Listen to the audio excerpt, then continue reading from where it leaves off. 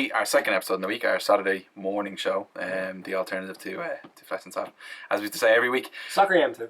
Yeah, actually, yeah, because of the Techers thing. Did you it's see really painful. Sorry to completely fuck up your intro, but did you see the thing with Soccer AM and the online thing they've done with Sky? No. It's like apparently, like, I don't know, they're putting videos on YouTube, basically. That's the crux of what this whole thing is. Right. And they were doing this huge marketing campaign for it online. And they got, like, the Soccer Saturday boys, the MNF boys, all of the, like, their team, basically, to, like, look at it like an iPhone or an iPad or something and just go in shock. And then, like, the whole thing was, like, Soccer AM is coming to YouTube. And I was just like, okay, because you know I've done something good, or... Because 3 hours of Soccer AM on a Saturday morning isn't enough. That song, that's 3 hours long. Bite-sized banter. Yeah. That's trademarked. Bite-sized. Yeah, so we're going to go with goals that hurt us the most. Nostalgia with a sting, I suppose, is probably the best way to put it. Look at you with your fucking words. This is what I do. You know, it's marketing as well. It's just... so we'll... this is Rob Palmer. This is Conor Kelly. Hi. I'm Rob Canavan. So just to get that over with. Rob, I'll come to you first. I did last week, so I'll do it again. What's the goal that's taught you the most? It was the 2014 Champions League final when Sergio Ramos scored in the 93rd minute to take the Champions League away from Simeone's men. And that was just... I've honestly never been more upset when a goal went in. And that's weird because, like, I didn't grow up supporting either club. No, it would have been an incredible double. Oh, stop. It would have been the best double ever. And it was just, like... I can remember it as clear as, like, it was just hot. Like, I remember, like... Describe the goal, Rob. Yeah. Right. Go through it. Do I have to really? Yeah. Right. We want tears, man. Ball was like floated up to the back post. Ramos jumps up as he always does with this monstrous leap, Shane Long-esque leap, right? And oh my god. yeah, Shane Long-esque leap up to the back post and knocks it into the top corner. Courtois helpless, I couldn't do anything about it. Great header. Horrible man. Yeah, as they tend to be from Ramos, great headers. Yeah, it was absolutely disgraceful, and it was like. I remember sitting in my kitchen in my old house because the TV inside was being taken up by fucking Emmerdale or something, and it was just disgraceful. But yeah, this goal went in, and I remember Soaps new for now finals. Oh, stop! Like I remember slamming my fist down on the table, and my mum came out running out. She was like, "Whoa, Rob, you okay?" And I was like, "Yeah, Atletico Madrid just scored," and they were like, "Thought you broke something, you bat!" And I started swearing at me. All this is as she would because I swear a lot, so I got it from somewhere. Yes. And it was just awful. Like honest to God, took me about a week to recover. I didn't watch Spanish. Like I didn't watch La Liga at the weekend or nothing from it. Like I didn't watch because the season was over. So I didn't watch Revista that week because I was so upset about the game that I just couldn't consume any more football. Did you feel it was over then? Like you? Yeah, I knew it because like Atleti were just like you know how they play. It was like especially in that season, it was proper hell for leather, press on physical games, and they were just gone. And this was the horse placenta.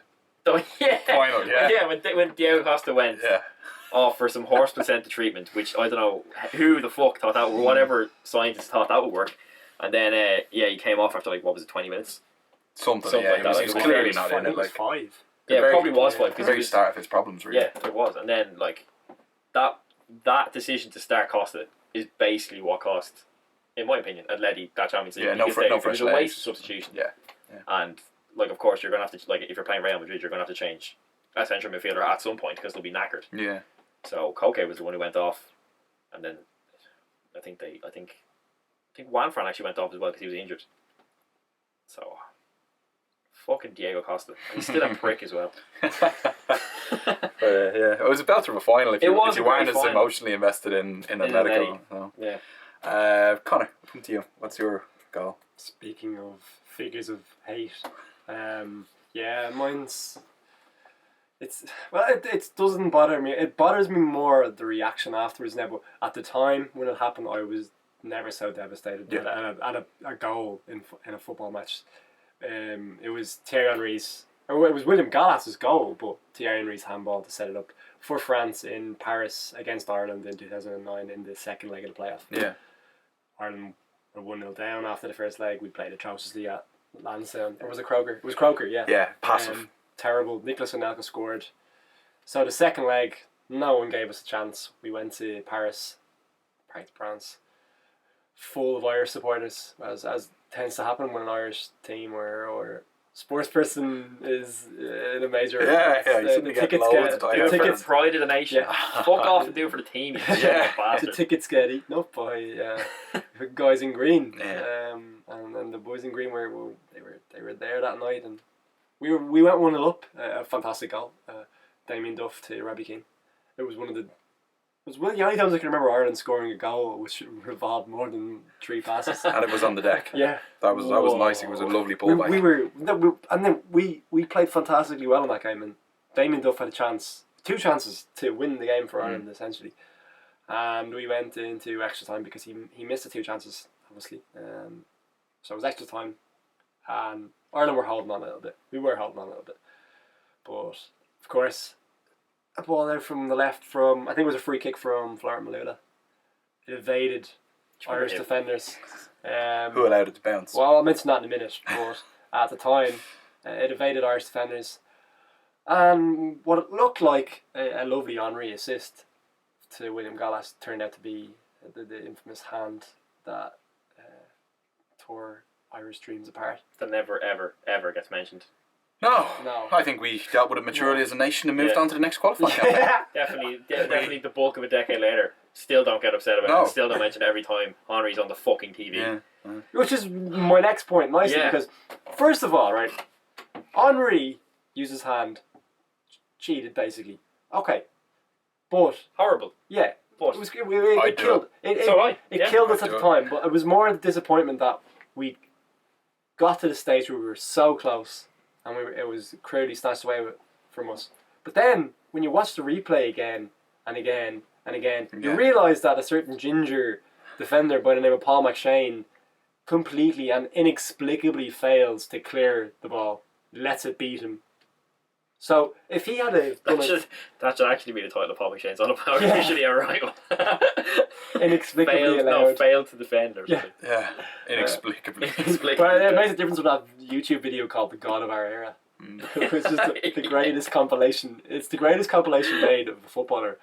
Well, we should put that up at some point. But anyway, Paul McShane did not defend his back post, which he should have.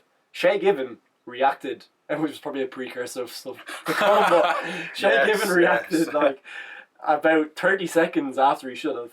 Henry, of course, then handballed, as we all would have done, let's be honest, in that situation, if we had the opportunity to send our country to a major tournament. Yeah. Of course, people were upset that Henry was, falsely pretending that he cared about Richard Dunn at the end of the game and stuff like that.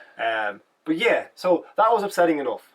We lost because Henry handballed it obviously, but in essence it was because Paul McShane and Shay Given failed to do their job properly. Yeah. And also playing to the whistle. Yeah. Everybody has their hand up. It's like you need to just get rid of the ball then tell the ref. That hurt, right? The pain still stung a couple of days afterwards. But then, instead of just taking it with a bit of dignity, a national outrage occurred. Just call these people star readers. Yeah, I would. No other word for Incidentally, the headlines were mostly from the Star. I know, I remember. Another red top filth. Hand of frog. Which in itself is not racist, that's not the right word for it, but it's definitely generalisation. Playing up to the stereotype that shouldn't be played stereotypical generalisations. Every tabloid in the country, and probably broadsheets as well, made a past comment on Henry's handball. He was basically made national enemy and villain number 1. Yeah. I'm pretty sure there was an arrest warrant there from some stage. I wouldn't be surprised. Yeah, and then we had our lovely, glorious, inspirational mastermind figurehead John Delaney, who I'd say the great leader. Yeah. The visionary, the greatest visionary in football. I mean, he went to Mr. Platini, and he was the one. The reason he is Moses. Yeah, guiding the slaves. Do you know the way Iceland? No, not Moses. Do you know the way Iceland, Northern Ireland, Wales, what are small nations? Romania are all going to qualify for the Euros by the looks of it. Well, we're not, obviously. Do you know why they can qualify for the Euros now? Is because there's extra places. Because John Delaney masterminded that. John Delaney created that idea and gave it to Mr. Platini, and he allowed Mr. Platini to have it. What a generous man! No, you see, Conor, I think what John Delaney is he is the ultimate socialist. It's all about the greater good. Yeah. It's all about Like benefiting. Like Alex Ferguson was a socialist. Yeah. All John Delaney wanted George to do. Benda disagrees. He didn't care about Ireland as a nation. He just wanted to make football better, improve football as a whole. Yeah. He didn't care about not us. So naturally, he went on Liveline, a national radio show on RTE on the Friday. And Hosted by Joe complained Duffy. and demanded that FIFA make Ireland the 33rd team in the World Cup. Because draw. of course, Sepp Blatter, this is the fucking Joe Duffy. Well, Yeah. he did hear the comments, and I vaguely remember Sepp Blatter. I don't know. I instinctively remember Sepp Blatter responding, "Yeah, 33rd team. They actually asked for that." Yeah, it's in the second captain's intro. Yeah. They've asked for that, really. Yeah, I think that the person, and we disagree with him a lot, but the person who summed it up properly and rightly was Roy Keane. Straight afterwards. Yeah, he did. When Yeah. he said that. Yeah. You know, if the two lads had done their job, Shay Given and Paul Machine, we would have qualified. France are going to the World Cup. Get over it. I wouldn't even go that far. I'd say if the boys had done the job in the home game, rather than putting in that performance, Ireland would have went to that World Cup. Yeah, you don't lose your home leg in a playoff. You can draw it. It's fine to go negative, but you don't lose it. And if you remember the Anelka goal, he picks the ball up in Ocean's space outside the box and just sticks it away. This is how inward and backward we are as a country that 3 years later, when Henri made his return for Arsenal, on that loan spell, Yeah. and he scored on his debut against Leeds, and social media erupted.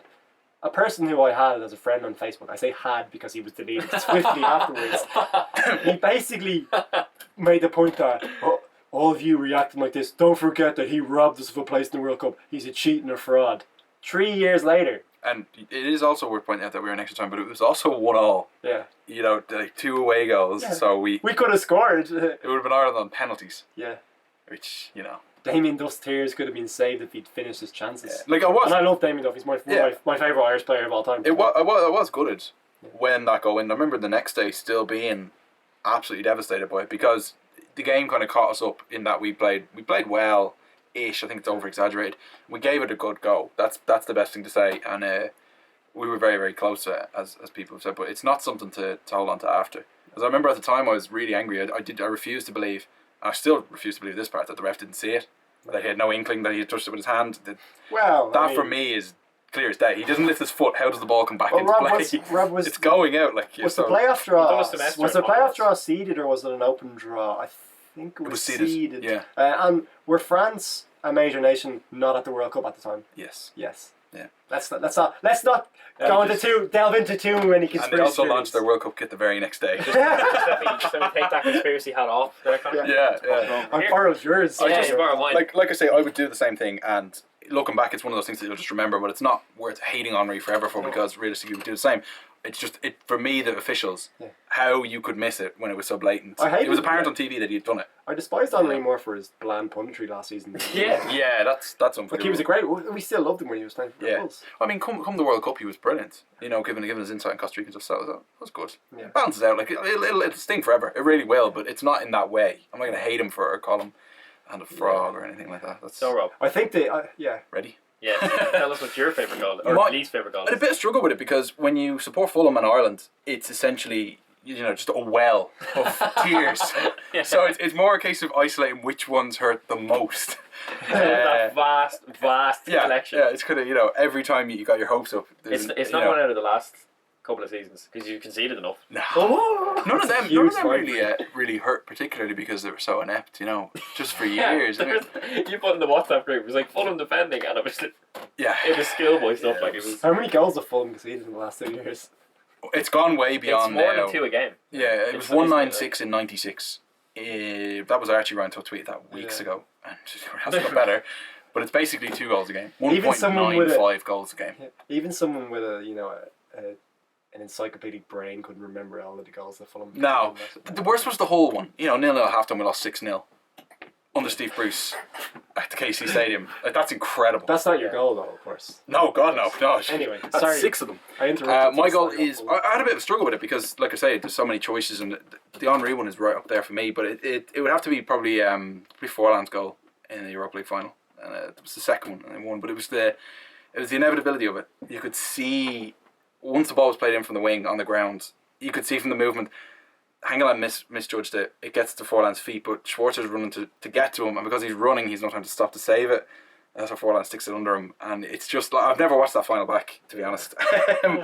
But it wasn't devastating as in, you know, floods of tears, etc., etc. It was just kind of well, that's that. You know, the impossible dream really was impossible as it happened. The bubble burst. Yeah, that was like, people tend to. I said this on Saturday when we were out. People tend to, Fulham fans tend to say, "Oh, it would have been different had we won the Europa League final. We would have pushed on." It's not really that. It was the lack of ambition at the club. That's why Mark Hughes left the next season. After the next season, sorry, he replaced him. And citing the lack of ambition at the time, he was, you know, laughed at and stuff, and I definitely gave him his fair share of abuse for it. But he was right.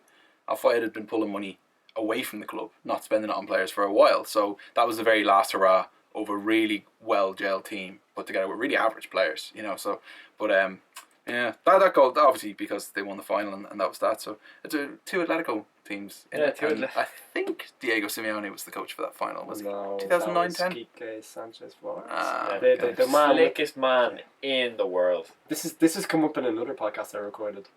Oh yeah. Yeah. How slick he is. Yeah. He's very Beautiful cardigan. suave, I think would be the. Suave. Is Yeah, that the right suave, word? yeah. Yeah, exactly. That ties nicely into the fact that we talked about Fulham's Europa League run. First Flashbacks video. Yes. There's another video for some reason of that up from a couple of weeks ago. So yeah, that's the 3 goals. Yeah, we I haven't talked about mine anymore. go have a nice cry. I'm downbeat now after that. Yeah, so I'm just angry actually talking with the FAI. yeah, that one sidelined nicely. I I enjoyed that. Yeah. It went from a Flashbacks video to just abuse the FAI. Yeah. Well, there is more than one strand to that Henry goal. There's several. It's not just the goal itself. It's everything around it. So yeah, that's spot on. So yeah, what's your which goal stings the most? I suppose that your team conceded. It probably comes down to who you support, because like I say, I've got loads to choose from. But leave your comments in the section below and let us know. Let us know what you think of ours as well. If you empathise, I'd say you'll get a lot of people who empathise with Rob's in particular, because everybody wanted Atletico to win. But yeah, subscribe to Final Third on YouTube and follow us on Twitter at @the_final_third. Thanks for watching.